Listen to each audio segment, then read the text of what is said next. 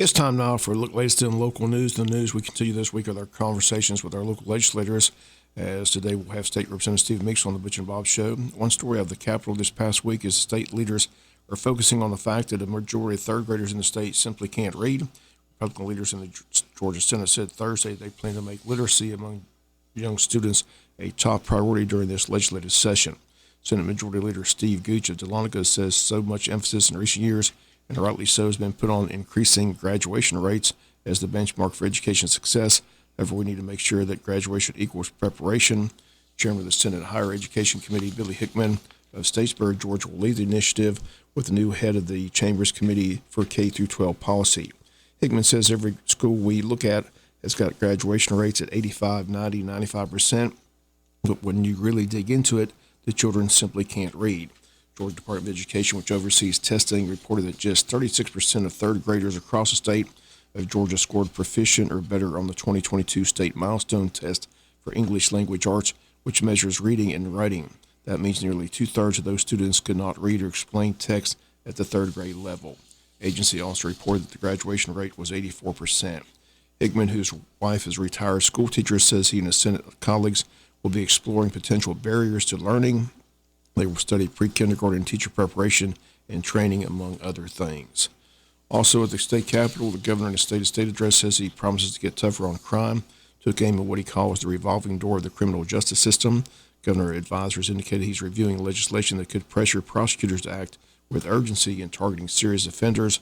Kemp also has backed efforts to limit no-cash bail, stiffen human trafficking penalties, and add more law enforcement officers. Governor's also calling attention to the fully funded state's K-12 system, and he wants to pump more money into the Hope Scholarship, reversing cuts to the popular program, which was enacted back in 2011. Governor also promising a new $2,000 pay raise for teachers after obtaining a $5,000 increase for K-12 educators in his first four-year term in office. Also wants to increase the number of healthcare workers in the state, providing an additional $1.7 million to finance 102 new residency slots across the state of Georgia. We'll be back with more news after this word from our sponsor of the commercial messages, so please stay tuned.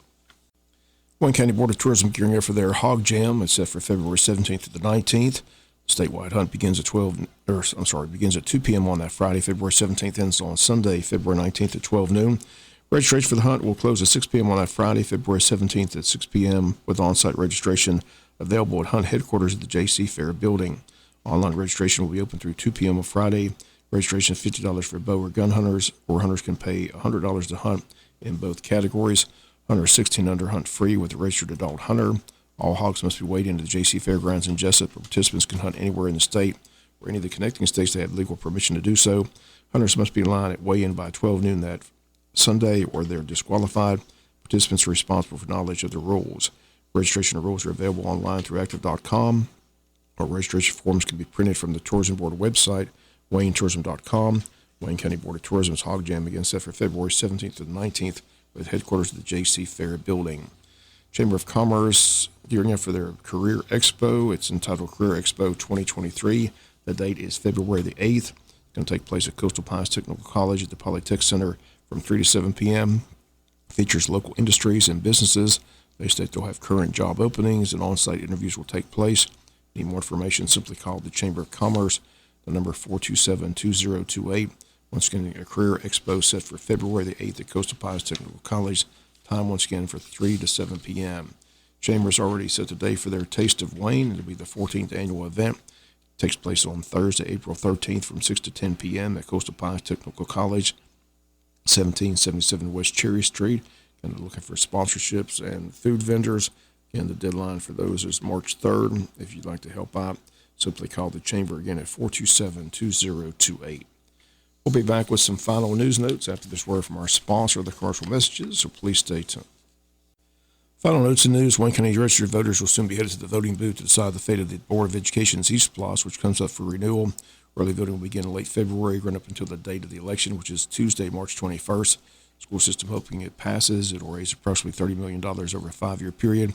School superintendent and school board state the two top projects will be a ROTC building and a new agricultural center.